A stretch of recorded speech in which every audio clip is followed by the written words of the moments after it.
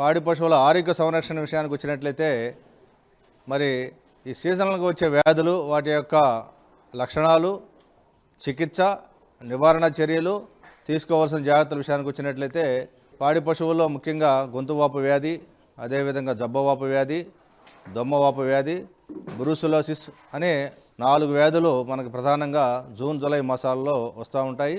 ఈ వ్యాధుల్లో ముఖ్యంగా గొంతువాపు వ్యాధి విషయానికి వచ్చినట్లయితే ఈ వ్యాధి నల్ల పశువుల్లో ఎక్కువగా వస్తుంది. పాడి పశువులు ఏదైతే మనకి బలహీనంగా ఉండి వ్యాధి నిరోధక శక్తి తక్కువగా ఉన్నప్పుడు ఈ యొక్క గొంతువాపు వ్యాధి ప్రబలే అవకాశం ఉంది. ఈ గొంతువాపు వ్యాధి మరి నల్ల పశువుల్లో ఎక్కువగాను, చాలా అరుదుగా తెల్ల పశువులు వస్తుంది. మరి ఈ వ్యాధి తొలకలి వర్షాలు పడిన తర్వాత పాడి పశువులు ఏదైతే ఉన్నాయో అవి బలహీనంగా ఉన్నప్పుడు, రోగ నిరోధక శక్తి తక్కువగా ఉన్నప్పుడు ఈ వ్యాధి ప్రబలే అవకాశం ఉంది. ఈ వ్యాధి మనకి ప్యాక్చురల్లా మల్టోసిడా అనే ఒక బ్యాక్టీరియా ఏదైతే సూక్ష్మక్రిమి ఉందో ఆ సూక్ష్మం ద్వారా ఈ యొక్క పాడి పశువులకి ఇది సంక్రమిస్తుంది. తద్వారా వాటన్నిటికి కూడా యాంటీబయాటిక్ ఇంజెక్షన్స్ రూపంలో కానీ, అదేవిధంగా పౌడర్ రూపంలో కానీ, ట్యాబ్లెట్ రూపంలో కానీ ఇచ్చినట్లయితే మనం యొక్క పశువుల్ని గొంతువాపు వ్యాధి నుంచి కాపాడుకోవచ్చు. ఈ వ్యాధిని ఏ విధంగా నిర్ధారించాలి అని అన్నట్లయితే మనకి వ్యాధి సోకిన పశువు యొక్క రక్తాన్ని కానీ పరీక్షించినట్లయితే ఆ రక్తంలో ఏదైతే సూక్ష్మక్రిమి ఉన్నదో ఈ యొక్క ప్యాక్చురల్లా మల్టీసిడా అనే సూక్ష్మక్రిమి మనం గుర్తించవచ్చు. తద్వారా మనం వ్యాధిని నిర్ధారించుకోవచ్చు.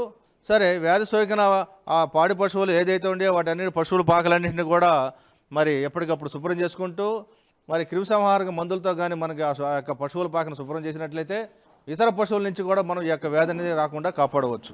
నివారణ విషయానికి వచ్చినట్లయితే మనకి ఈ యొక్క ఏదైతే మన జూన్ జూలై మాసాల్లో తొలక వర్షాలు పడక ముందు మే మాసాల్లో మనకి వ్యాధి నిరోధన టీకాలు, గొంతువాపు వ్యాధి నిరోధన టీకాల కార్యక్రమాన్ని మనం పెద్ద ఎత్తున చేస్తున్నాం. ప్రతి సంవత్సరం పశుసంవర్ధక శాఖ ఆధ్వర్యంలో మే మాసంలో మనకి ఒక్కొక్క పశువుకి 2.5 ml నుంచి 5 ml ఒక చర్మంలో కానీ మనం ఆ టీకాను ఇచ్చినట్లయితే ఆ పశువుల నుంచి మనం ఈ యొక్క వ్యాధి నుంచి కాపాడుకోవచ్చు.